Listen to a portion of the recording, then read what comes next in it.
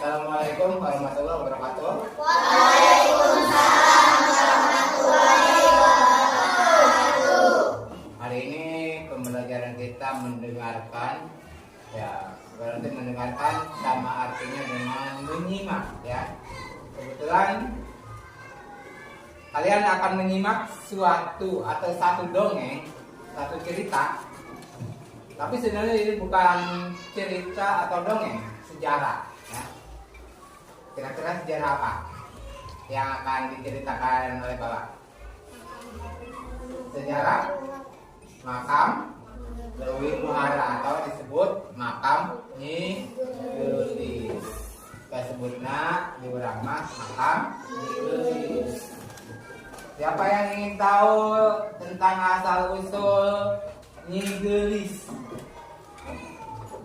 Nah, sudah ada yang terus selain makam Nyi Gelis, karena sebelum ada Nyi Gelis atau makam Nyi Gelis tentu ada sejarahnya.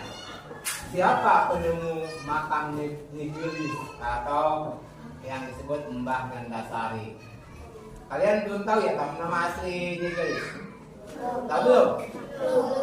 Nama asli Nyi Gelis itu Mbah Gandasari, ya.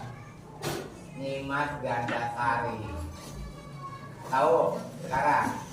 Ingat ya.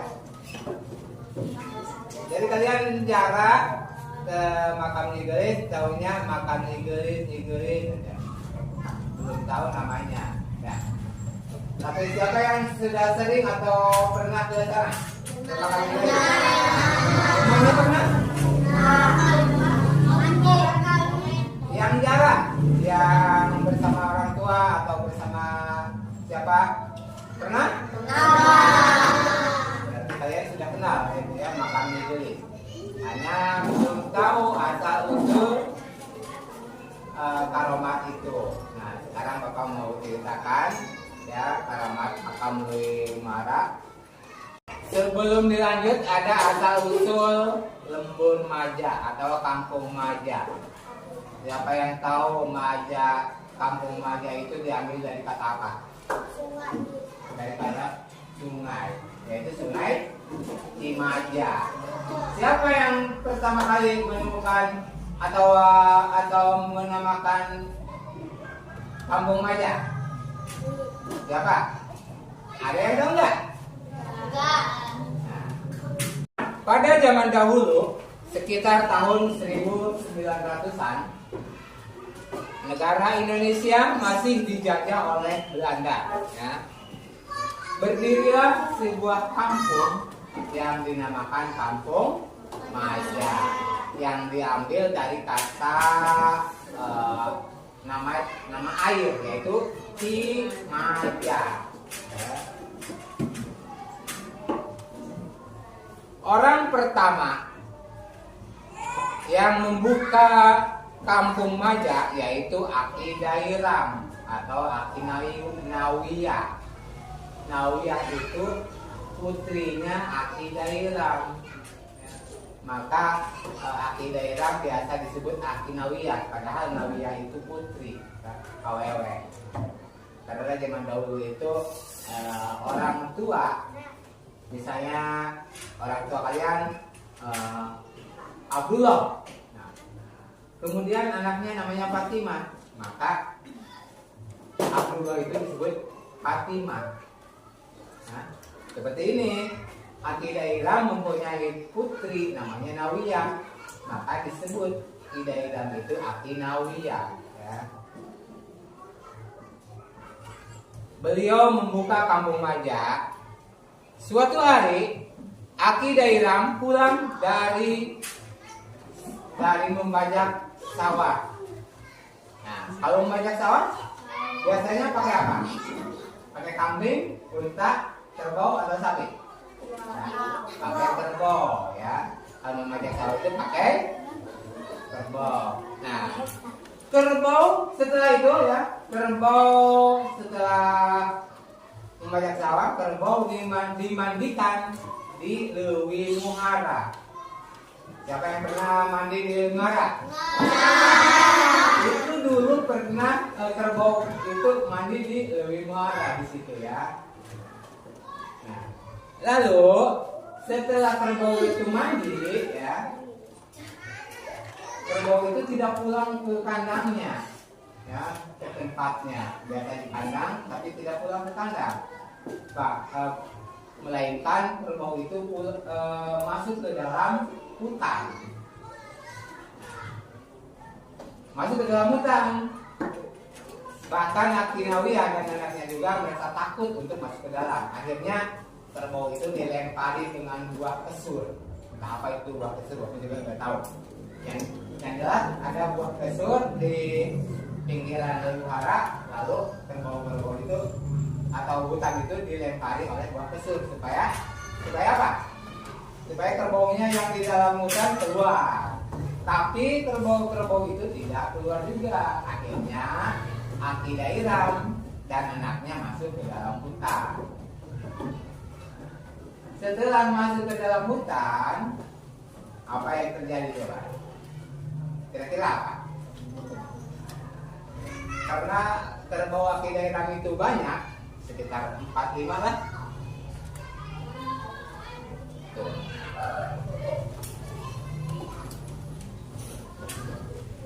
Di dalam hutan itu di pinggir Muara, kerbau itu mengelilingi batu yang tingginya kurang lebih 70 cm.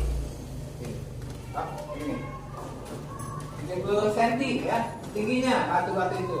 Itu batunya ada ya di gambar. Nah, pada waktu itu nanti ada. Pada waktu itu belum tahu apa ya ini batu yang tingginya ini. Disangkanya batu biasa, tapi kerbau itu mengelilingi batu itu. Setelah kerbau ketemu, terus Aki Dairam dan anaknya pulang, dibawa pulang ke kandang dan pulang. Lalu beberapa hari kemudian, ya, Aki Dairam dan waktu itu sudah ada beberapa warga yang ikut di Maja ini ya, banyak orang berarti banyak. Marak, tahu marak? Tahu. Marak itu apa? Membendung air supaya yang sebelahnya surut ya, marak. Waktu itu maraknya di Lewi Jengkol. Siapa yang tahu Lewi Jengkol? Di mana? Di hilirin Lewi Muara. Lewi Jengkol. Lain nu belok kata disebut Parakan Jengkol. Nah, waktu orang-orang mengambil ikan, termasuk orang tua, anak-anak mengambil ikan, tiba-tiba ada seorang kakek yang memainkan kepiting di atas batu besar. Tapi itu kepitingnya kakinya dibuang semuanya. Terus kepiting itu berputar-putar, ya, dimainkan oleh aki-aki itu. Setelah beberapa saat kemudian aki-aki itu menghilang, entah kemana. Aki Dairam dan keluarga yang lain tidak tahu kemana itu perginya aki-aki. Ya. Pada suatu hari lagi, ya, Aki Dairam pulang dari sawah, melewati jalan itu juga. Kalau sekarang berarti jalur Parangera. Setelah datang ke rumah, kata suara itu gubrakeun. Terus Aki Dairam digubrakeun, dilesorkeun. Anu ngagoler dina amben atau dina palupo teh ternyata kulit lumping. Tahu kulit lumping? Nah, kulit kebo ya, kulit lumping itu kulit kebo. Ternyata kulit kebo yang sudah kering. Terus Aki Dairam memanggil warga dan membakar kerbau itu, membakar kulit kerbau. Terus setelah dibakar, dibagikan ke warga yang ada di Maja ini dulu. Tapi ada setelah dimakan, habis dimakan, semuanya dimakan, ada sisa sebesar telapak tangan.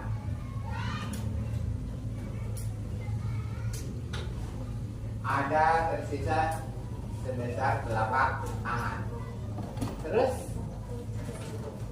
kata kulit lumbing itu sambil menghilang lari. Berbeak. Padahal itu kulit lumbing sudah semuanya dia akan dimakan, tapi hanya sebesar telapak tangan yang itu saja. Tapi katanya lari sambil apa? Ya, sambil berbeak. Sambil mengucapkan berbeak. Nah, waktu itu belum juga terpikir bahwa bahwa di muara itu akan ada tempat ziarah. Terus selanjutnya beberapa tahun kemudian Aki Dairam dan warga mengadakan musyawarah untuk mengambil tindakan bagaimana supaya kejadian-kejadian itu menjadi patokan masyarakat. Dan setelah itu warga setempat sepakat bahwa tempat itu dijadikan tempat ziarah. Ya.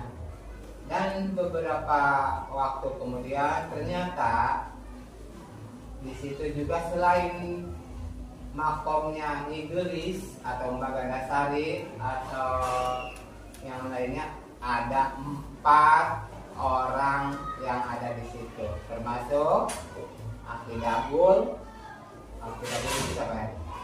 Mas Buri, terus pokoknya ada 4 orang di situ, termasuk Mas Gandasari. Ya. Nah, terakhir penutup ya.